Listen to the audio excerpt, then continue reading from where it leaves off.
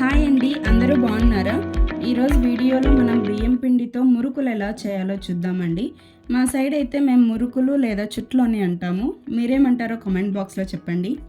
ఈ బియ్యం పిండి కోసం ముందుగా బియ్యాన్ని నానబెట్టి వాటిని తడి లేకుండా ఒక క్లాత్ మీద ఆరబెట్టుకొని తర్వాత పౌడర్ చేసుకోవాలి. ఇప్పుడు 3 కప్పుల బియ్యం పిండిని తీసుకోండి. ఇందులోకి 1.5 కప్పు శనగగింజలని పౌడర్ చేసి వేసుకోవాలి.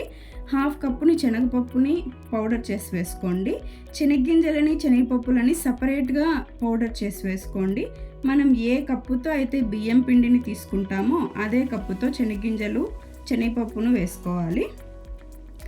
తర్వాత కొద్దిగా సాల్ట్, కారం పొడి, జీలకర్ర ఈ మూడింటిని వేసి బాగా కలుపుకోవాలి పిండినంతా.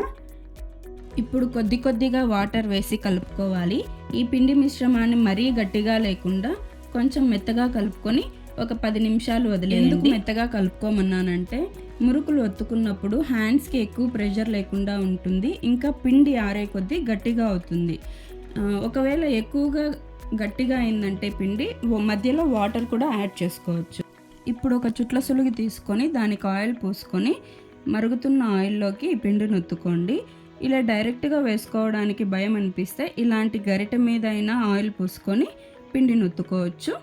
మురుకులు కొంచెం గోల్డెన్ బ్రౌన్ కలర్లోకి వచ్చినప్పుడు తీసేయండి.